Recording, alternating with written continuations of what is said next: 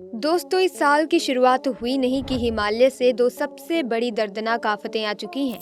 पहले जोशीमठ और अब उसे हिमालय पर बसे देश नेपाल में इतनी बड़ी तबाही की, जिसमें 72 पैसेंजर के साथ एक प्लेन ऐसे हादसे का शिकार हुआ कि अब तक 68 लोगों की डेड बॉडी को खोज लिया गया है और बाकी बचे 4 की कोई खबर भी नहीं है। इस पूरी खबर में भारत के लिए सबसे बड़ी बात यह है कि इस प्लेन में 5 भारतीय भी थे और उनके भी बचने की कोई खबर नहीं है। उसके साथ ही इस प्लेन में 14 फॉरेनर भी सवार थे। ये घटना नेपाल के पोखरा इलाके में हुई, जिसके बाद से नेपाल की सेना, आम पुलिस और नेपाल पुलिस के साथ ही लोकल सिटीजन रेस्क्यू के ऑपरेशन में जुट गए हैं, जिसमें अब तक किसी को जिंदा नहीं बचाया जा सकता, जिसने इस मुद्दे को इंटरनेशनल खबर बना दिया है। दोस्तों, जिसके बाद से ही पूरे नेपाल की गवर्नमेंट और वहां के पीएम ने खुद इस मामले में दखल देते हुए हाई लेवल मीटिंग्स करनी शुरू कर दी हैं। इसको जरा डिटेल में बताएं तो नेपाल की ATR एयरलाइंस के ATR 72 प्लेन ने काठमांडू से पोखरा के लिए उड़ान भरी थी और ये दोनों इलाके हिमालय के पहाड़ी इलाके में आते हैं। दोस्तों, इस प्लेन की कुल कैपेसिटी 72 सीट की थी, इसीलिए 68 पैसेंजर्स और 4 क्रू मेंबर्स को मिलाकर कुल 72 लोग प्लेन में सवार हुए और काठमांडू से उड़ान होती है। दोस्तों, सब कुछ सही रहा और लगभग यात्रा पूरी हो चुकी थी। प्लेन अपने डेस्टिनेशन पोखरा के करीब पहुंचा था कि लैंडिंग से महज 10 सेकंड पहले क्रैश हो गया। लोकल मीडिया की माने तो उनके मुताबिक ये हादसा पोखरा के पुराने डोमेस्टिक एयरपोर्ट पोखरा इंटरनेशनल एयरपोर्ट के बीच हुआ। ये हादसा दिन में 11:10 पर हुआ था, जब ये प्लेन लैंड होने की बजाय पोखरा घाटी में बहने वाली सेती नदी की खाई में जाकर गिर गया। उसके बाद जितनी शुरुआती जांच हुई और उसके हिसाब से नेपाल की ही एयरपोर्ट अथॉरिटी की ओर से कहा गया कि प्लेन क्रैश खराब वेदर की वजह से नहीं, बल्कि टेक्निकल फॉल्ट की वजह से हुआ है। दोस्तों, एयरपोर्ट अथॉरिटी की तरफ से ये भी कहा गया कि विमान के पायलट ने ATCC से लैंडिंग के लिए परमिशन नहीं ली थी। ATCC की ओर से लैंडिंग के लिए ओके भी कह दिया गया था, लेकिन सिविल एविएशन अथॉरिटी का कहना है कि लैंडिंग से ठीक पहले अचानक प्लेन में आग की लपटें दिखाई दी थी, जिसके बाद ये हादसा हुआ। इसीलिए फिलहाल मौसम की खराबी के कारण ये दुर्घटना हुई है, ये बात नहीं की जा सकती। अब असल में इस घटना की असली वजह क्या थी, ये तो तभी पता चल पाएगा दोस्तों, जब इस प्लेन का ब्लैक बॉक्स बरामद होगा। ये ब्लैक बॉक्स क्या होता है, आगे हम इस वीडियो में आपको बताएंगे, लेकिन इस हादसे से एक ऐसा कोइंसिडेंस भी जुड़ गया जिसे सुनकर आपको हैरानी होगी, क्योंकि दोस्तों वो जो इंसिडेंस है वो प्लेन की पायलट अंजू खाटीवादा से जुड़ा हुआ है। मीडिया रिपोर्ट की माने तो इस प्लेन को कैप्टन कमल केसी के साथ अंजू उड़ा रही थी। बतौर ये अंजू खाटीवादा की आखिरी उड़ान थी, इसके बाद वो कैप्टन बनने वाली थी, यानी कि इसी उड़ान के कंप्लीट होने के साथ ही उनका प्रमोशन तय था। उनके साथ उनके सीनियर पायलट और ट्रेनर कमल केसी थे, जो इससे पहले कई पायलटों को ट्रेनिंग दे चुके थे। कैप्टन कमल केसी को 35 साल का एक्सपीरियंस था, इसीलिए 15 जनवरी को पोखरा के लिए उड़ान भरते टाइम कैप्टन कमल केसी ने मेन पायलट की सीट पर अपनी को पायलट अंजू को बिठाया था। और दोस्तों, इस प्लेन की सक्सेसफुल लैंडिंग के बाद अंजू को चीफ पायलट का लाइसेंस मिल जाता, लेकिन अफसोस कि ऐसा नहीं हो पाया। पायलट बनने के लिए कम से कम 100 घंटे का फ्लाइंग एक्सपीरियंस की जरूरत होती है। को पायलट अंजू इससे पहले नेपाल के लगभग सभी एयरपोर्ट पर सफल लैंडिंग करा चुकी थी, लेकिन 15 जनवरी को पोखरा इंटरनेशनल एयरपोर्ट पर लैंडिंग से ठीक पहले प्लेन क्रैश हो गया। लेकिन दोस्तों, इसमें जो कोइंसिडेंस है वो ये है कि ऐसा ही एक हादसे में अंजू के पति की भी मौत हो चुकी थी। आपको बता दें कि पायलट अंजू के हस्बैंड दीपक पोखरेल भी इसी ATR एयरलाइन के को पायलट थे और करीब 16 साल पहले की 21 जून 2006 को AT एयरलाइंस का प्लेन 9NAEQ नेपाल में प्लेन क्रैश हो गया था, जिसमें 6 पैसेंजर 4 क्रू मेंबर्स की मौत हो गई थी, जिसमें अंजू के पति भी शामिल थे।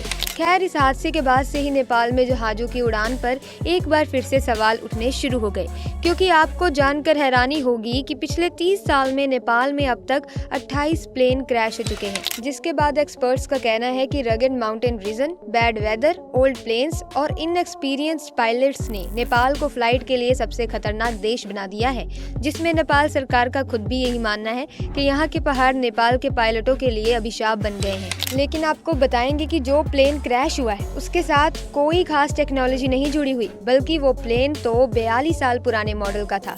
इस मॉडल का पहला विमान 1981 में बना था। इसके बाद 100 से ज्यादा देशों के करीब 200 एयरलाइंस में इसे शामिल किया गया था। दोस्तों, इस मॉडल के एयरक्राफ्ट फ्रेंच कंपनी एयरबस और इटालियन एविएशन कंपनी और लियोनार्डो ने मिलकर बनाया था। दोस्तों, ये कंपनी कार्गो और कॉर्पोरेटिव एयरक्राफ्ट प्लेन्स भी बनाती है। आपने क्या मार्ग और कॉर्पोरेटिव एयरक्राफ्ट क्लीन भी बनाती है। उस टाइम पे पैसेंजर प्लेन काफी ज्यादा ज्यादा इस्तेमाल में ली जाती थी। खैर, नेपाल को ये समझना होगा कि उसके लिए कोई प्लेन सिक्योर तभी है जो वो नेपाल के पहाड़ी इलाकों को देखकर डिजाइन की गई होगी। लेकिन नेपाल में किसी प्लेन की उड़ान भरने के साथ ही इतने खतरे क्यों हो जाते हैं, उसमें इतने हादसे क्यों हो जाते हैं, उसे समझना भी बहुत ज़रूरी है। तो आइए आपको समझाते हैं कि नेपाल क्यों हवाई जहाज का कब्रिस्तान बनता जा रहा है। सबसे पहले तो अगर वहाँ की सरकारी एजेंसीज की बात माने तो नेपाल के सिविल एविएशन अथॉरिटी ने 2019 की सेफ्टी रिपोर्ट के मुताबिक देश की डेंजरस जियोग्राफिकल लोकेशन पायलटों के सामने बड़ी चुनौती होती है। नेपाल में लगभग 3 करोड़ लोग रहते हैं। दुनिया के 14 सबसे ऊंचे पहाड़ों में से एक माउंट एवरेस्ट के साथ ही उसमें से 8 सबसे ऊंचे पहाड़ मौजूद हैं। और तो और नेपाल में बस एक ही इंटरनेशनल एयरपोर्ट है जो कि सी लेवल से 1338 मीटर ऊपर एक नैरो वैली बनाया गया है। अब ये वैली इतनी सक्रिय है कि इसकी वजह से कभी कभी प्लेन्स को मुड़ने के लिए काफी कम जगह मिल पाती है। इसके अलावा आपको बताएं कि नेपाल के नॉर्थ ईस्ट में मौजूद लुकला शहर के एक एयरपोर्ट दुनिया की सबसे डेंजरस एयरपोर्ट में से एक है। अब ऐसा क्यों है दोस्तों, इसे समझने के लिए क्या आपको पता है कि इस एयरपोर्ट के एवरेस्ट का एंट्री गेट भी कहा जाता है। इसीलिए इस एयरपोर्ट के रनवे को पहाड़ों के बीच एक चट्टान को काटकर बनाया गया है। अब इसकी सिचुएशन अगर आप समझें तो लुकला एयरपोर्ट के रनवे को एक एज पर जॉइंट माउंटेन तो दूसरी तरफ खतरनाक खाई है। ऐसे में इस एयरपोर्ट पर कोई नया पायलट प्लेन नहीं उड़ा सकता, इसीलिए ट्रेंड पायलट्स को ही इस हवाई अड्डे पर प्लेन को उतारने और उड़ान भरने की इजाजत है। ऐसा इसीलिए क्योंकि वहां पर एक छोटी सी भूल प्लेन में सवार सभी पैसेंजर्स की जान ले सकती है। इस तरह से आप समझ सकते हैं कि नेपाल में जो भी एयरपोर्ट बनाए हुए हैं वो पूरी तरह से सिक्योर नहीं है और इसे सिक्योर करने का कोई ऑप्शन भी नहीं है। इसीलिए नेपाल की एयरलाइंस कंपनियों को इन्हीं एयरपोर्ट से काम चलाना पड़ता है।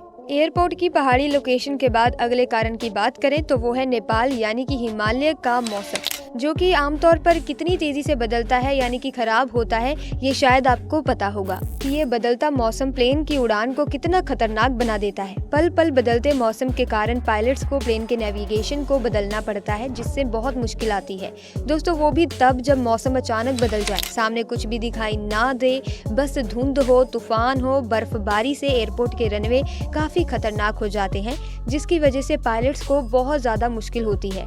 इन सिचुएशंस में पायलटों से होने वाली थोड़ी सी गलती भी जानलेवा बन सकती है। अब ये तो रही मौसम और एयरपोर्ट की मुश्किलें। इसके बाद भी नेपाल के साथ एक और बड़ी समस्या ये है कि वहाँ पर आज भी टेक्नोलॉजी की बहुत कमी पाई जाती है। इसीलिए वहाँ पर आज भी बेहतर रडार और स्टाफ की कमी पाई जाती है। इसी की वजह से पायलटों को प्लेन चलाने में बहुत मुश्किल हो जाती है, क्योंकि उन्हें क्लियर सिग्नल और मौसम का अंदाजा टाइम पर नहीं हो पाता। इसी के साथ पुराने डिजाइन किए गए प्लेन होने के नाते उसमें सही से सेंसर मौजूद नहीं होते जो ऑटोमेटिक अलर्ट से पायलट को पहले से ही चेतावनी दें। इसी कारण आज नेपाल एविएशन इंडस्ट्री की हालत ऐसी हो गई है कि नेपाल के खराब एविएशन रिकॉर्ड की वजह से यूरोपियन कमीशन ने नेपाली एयरलाइंस पर 28 देशों के ब्लॉक में उड़ान भरने पर पूरी तरह से बैन लगा रखा है। अब नेपाल एक ऐसा देश है जिसके पास ज्यादा रिसोर्स और जगह नहीं है, इसीलिए सरकारी अफसर भी इस बात का फायदा उठाते हैं और अपने एविएशन को और बेहतर बनाने की बजाय करप्शन में अवेलेबल पाए जाते हैं। इसीलिए आज नेपाल की एविएशन अथॉरिटी करप्शन के आरोपों से भी घिरी हुई है। कहा जाता है कि 2019 में European air space company Airbus ने नेपाल एयरलाइंस कॉरपोरेशन के लिए 2 नैरो बॉडी वाले एयरबस A320 जेट की डील के लिए नेपाल बिजनेसमैन ऑफिसर को 34 लाख यूरो यानी कि 3 करोड़ रुपए की ब्राइब दी थी। इसीलिए उन्होंने एयरबस के प्लेन को फाइनल झंडी दी थी। खैर दोस्तों, ये तो एक मामला हो गया, लेकिन ऐसे ही न जाने कितने मामले हैं जिसमें वहाँ की अथॉरिटी पैसे लेकर बिना अपने देशों की कंडीशन को समझे प्लेन्स को मंजूरी देती होगी दोस्तों, जिसकी वजह से अगर हम आपको नेपाल के प्लेन क्रैशेस के बारे में बताएं, रूबरू करवाएं, तो आप भी इसे इंसिडेंट नहीं बल्कि सोची समझी लापरवाही कहेंगे। इसीलिए पिछले कुछ सालों में भले ही नेपाल की एयर इंडस्ट्री में तेजी आ रही हो, लेकिन यहाँ होने वाले प्लेन क्रैशेस में किसी भी तरह की कमी नहीं आई है। खराब ट्रेनिंग और रखरखाव की वजह से नेपाल में ज्यादातर हादसे होते ही रहे हैं। जैसे बात करें दोस्तों, अब समझने वाली बात यह है कि जब 15 जनवरी के इस हादसे से पहले पायलट को 2 बार लैंडिंग की परमिशन मिल गई थी, तो आखिर ये हादसा हुआ कैसे दोस्तों? इस बात का तो तभी पता किया जा सकेगा जब इस प्लेन का ब्लैक बॉक्स ढूंढा जाएगा। अब ये ब्लैक बॉक्स क्या होता है और कैसे प्लेन क्रैश की पूरी कहानी बताएगा, आइए इसे भी समझते हैं। सबसे पहले तो दोस्तों आप ये समझ लीजिए कि बस इसका नाम ही ब्लैक बॉक्स है, बल्कि इस बॉक्स का रंग काला नहीं है बल्कि ऑरेंज है। दोस्तों आपको ये भी बता दें कि बॉक्स स्टील या टाइटेनियम टाइटेनियम से बना इलेक्ट्रॉनिक रिकॉर्डिंग डिवाइस होता है जो किसी भी प्लेन के क्रैश होने पर इन्वेस्टिगेटर्स को उसकी वजह जानने में मदद करती है। लेकिन दोस्तों ऐसा कैसे? तो दोस्तों दरअसल ब्लैक बॉक्स को फ्लाइट रिकॉर्डर भी कहते हैं। ये दो तरह के होते हैं, जिनमें से एक होता है जो कि फ्लाइट का डेटा रिकॉर्ड करता है, जिसे FDR कहते हैं। FDR हवा की ऊंचाई, स्पीड, ऊपर जाने की स्पीड और फ्यूल फ्लो जैसी करीब 80 एक्टिविटीज को प्रति सेकंड रिकॉर्ड करता है। उसमें 25 घंटे का रिकॉर्डिंग स्टोरेज रहता है। और दूसरा होता है जो कि कॉकपिट की वॉइस रिकॉर्ड करता है, यानी कि हादसे से पहले पायलट की सीट पर बैठा हुआ क्या बोल रहा है और उसे कंट्रोल रूम से क्या सिग्नल मिल रहा है, वो सब इसमें रिकॉर्ड होता है। साथ ही स्विच और इंजन की आवाज़ भी इसमें रिकॉर्ड होती है। दोस्तों इन्हीं दोनों रिकॉर्डिंग डिवाइस को मिलाकर एक शू बॉक्स के जैसा दिखने वाला ये एक डब्बा होता है, यानी कि अगर आप समझे तो इस बक्से में हर वो जानकारी जमा होती है जिसे बाद में इन्वेस्टिगेट करके असली वजह की पहचान की जा सकती है। ब्लैक बॉक्स से मिलने वाले डेटा को 10 से 15 दिनों में एनालाइज किया जाता है। इस बीच हादसे से ठीक पहले एयर ट्रैफिक कंट्रोलर से पायलटों की बातचीत को एनालाइज किया जाता है। दोस्तों इसमें इन्वेस्टिगेटिंग ऑफिसर्स को समझने में मदद मिलती है कि क्या पायलट्स को ये पता था कि प्लेन एक्सीडेंट की ओर बढ़ रहा है। इसके अलावा ऑफिसर एयरपोर्ट पर अलग अलग डाटा रिकॉर्डर को भी देखते हैं। ये रनवे और टच डाउन के पॉइंट्स और उस समय प्लेन की स्पीड को बताते हैं। दोस्तों ऐसे में तो ये सवाल उठता है कि आखिर जब प्लेन क्रैश में कुछ भी नहीं बचता तो ये बॉक्स भला कैसे बच जाता है? तो ये काफी दिलचस्प है क्योंकि बॉक्स काफी मजबूत होता है। इसके ऊपर के जो शेल होता है वो मॉट स्टील, टाइटेनियम और हाई टेम्परेचर इंसुलेशन से बना होता है। ये इतना मजबूत होता है कि बड़ी से बड़ी टक्कर में भी ये जमीन, आसमान और समुद्र की गहराइयों तक में सुरक्षित बचा रह सकता है। ये 100 सम डिग्री टेम्परेचर झेल सकता है। इसके अलावा खरे पानी में भी सालों तक बिना गले सड़े अपनी जगह पर बना रह सकता है। यहाँ तक जब इसे ढूंढने की कोशिश की जाती है तो बॉक्स के भीतर का इक्विपमेंट समुद्र की सैकड़ों फीट की गहराई से भी सिग्नल भेज सकता है, यानी एक्सीडेंट के 1 महीने तक की टाइम पीरियड में इसे आसानी से फाइंड किया जा सकता है। लेकिन सबसे दिलचस्प ये है कि इसकी बैटरी, जो कि बेकॉन बैटरी से बनी होती है, जो 5 साल तक चार्ज करने की जरूरत नहीं पड़ती। खैर दोस्तों अभी भी इस ब्लैक बॉक्स को आने वाले समय में उतना कन्वीनियंट नहीं माना जा रहा, क्योंकि उनकी तलाश करने में काफी समय लग जाता है। ऐसे में इसके अल्टरनेटिव ऑप्शन की तलाश करी जा रही है। खैर दोस्तों आपको ये भी बता दें कि 15 जनवरी वाले प्लेन क्रैश और ब्लैक बॉक्स मिलने में समय लगने वाला है, इसीलिए आज हम नेपाल के पुराने क्रैश रिकॉर्ड की बात कर रहे थे। तो दोस्तों ये बात तो सच में डराने वाली लग रही है, क्योंकि ऐसे देश में प्लेन चलाना अपनी मौत को गले लगाने की जैसा है। तो दोस्तों ऐसे में मिलेंगे किसी नई वीडियो में। इस वीडियो में बस इतना ही। अगर आपको ये वीडियो इंटरेस्टिंग लगी तो वीडियो को लाइक करें, शेयर करें, चैनल को सब्सक्राइब करके बेल आइकन को प्रेस कर दें ताकि नए वीडियोस की अपडेट आपको मिलती रहे। आपका बहुत बहुत धन्यवाद।